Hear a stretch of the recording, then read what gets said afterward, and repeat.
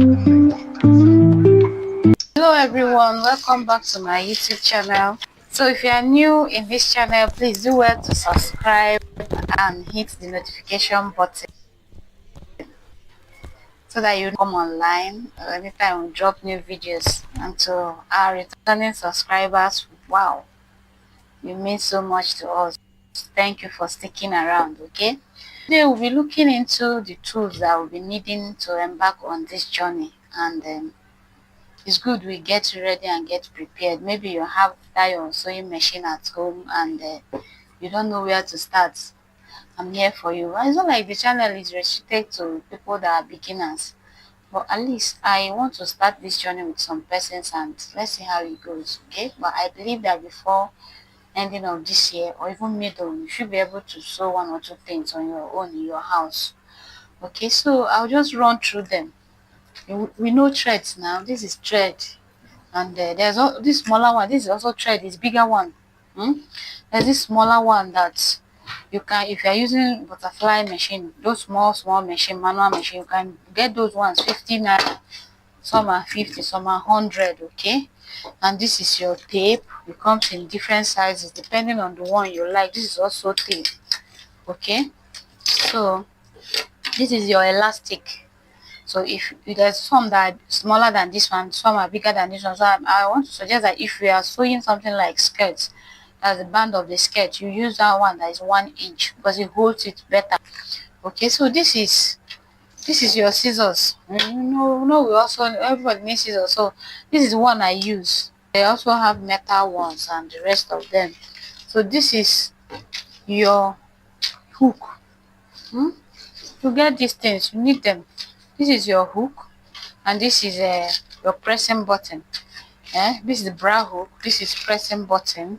It has white and black, and very important, especially if you're a beginner. This is affix pin.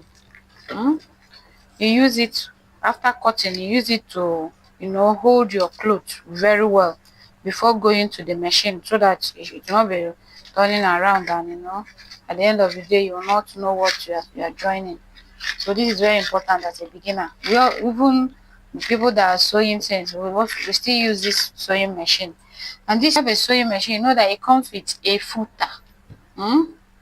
But these ones are zipper. That's why I brought it out specially so that you will know. This one is zipper. This bigger one is zipper for manual machine, and this one is zipper for industrial machine. Just like the name implies, zipper is something that you use to put zip. Instead of running around trying to avoid the teeth of the zip, of sewing the teeth of the zip and all those drama, you go for this. I think this one you can get it from 600 to 15. Why this one is from 15 to 25 or 3000, depending on your location. This is our machine oil. Please remember that your machine needs oil. After servicing, get oil for the machine. At least oil it, even if it's once in a week or twice and once in 2 weeks. But please, by all means, make sure that your machine is well oiled so that you'll not be servicing the machine every day. If you are using an industrial machine, the oil comes in a bigger pack, and you don't surface of the machine, you pour the oil under the machine. So I believe when your technician should be able to tell you, or you ask questions. It's always good to ask questions. So this is your chalk. Okay, for cutting you can get the colored one, and this is machine needle.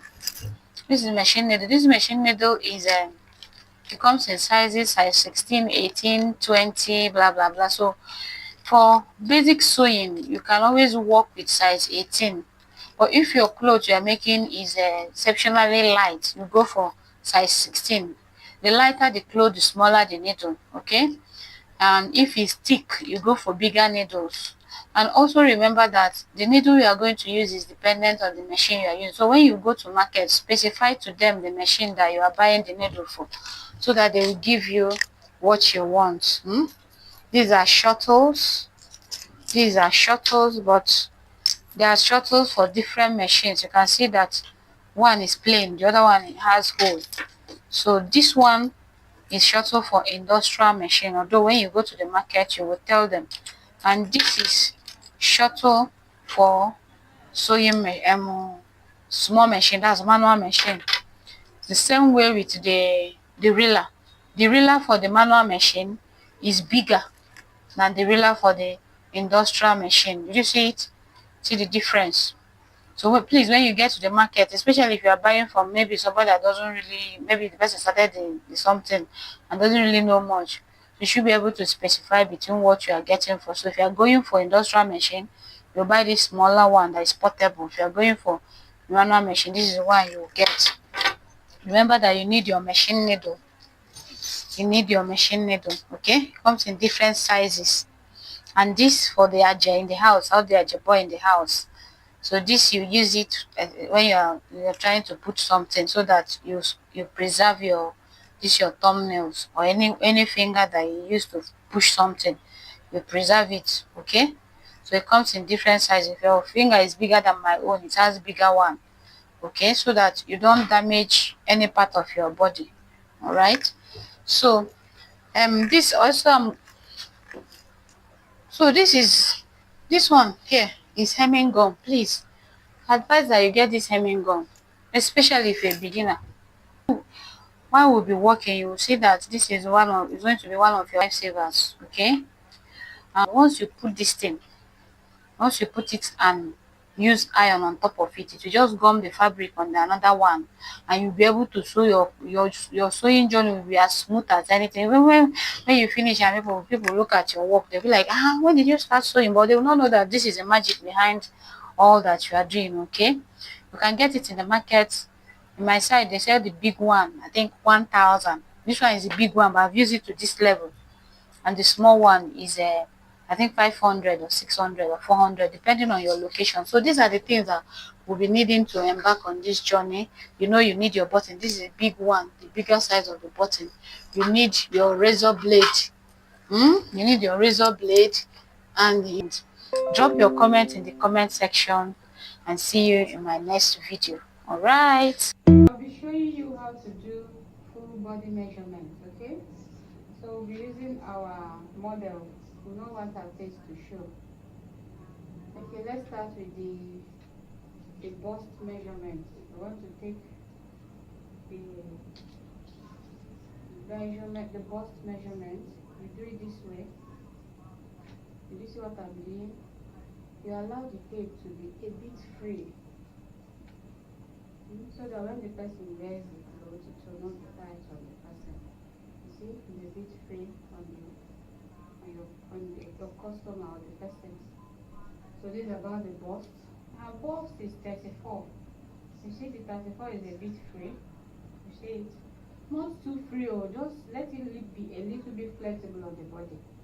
Okay? So we are taking the under bust measurements. Remember that this is where you do your fitting. This is basically where the fitting of clothes lies, okay? So it's supposed to be firm, but I will suggest that when you want to do for your customer yourself, you can ask the person, if it's okay, you can adjust the fitting. Some person will not want their clothes to then 31. Then the third one is for somebody that is very curvy. Somebody that is very curvy, you know, you can't just stop there. You take it a little bit down. If you're making a blouse for the person, you're supposed to have the measurement of this waist side, the down waist side. So that's the third one for her. Her one is 36. So let's move down to the hip measurement. The hip measurement is, you see what I'm doing? And it should be free and easier for the person to wear the clothes. You see what I'm doing? So you take it down, take it off. While you are taking it, make sure that your tape is firm. It's supposed to be a fitted dress. So for her, her hip is 38. You see the way it's going down and up, so it's freer. So that's about our horizontal measurement. So I'm going to take, the shoulder is a part of the horizontal measurement. The shoulder is a part of the horizontal measurement. Now I'm going to talk about all these things in my next video so that I'll explain it better. So for here, if you are taking the shoulder of your client or your customer, please feel the bone around the shoulder. You can see there is a joining or a bone here. So you can always start from there. Okay, she's putting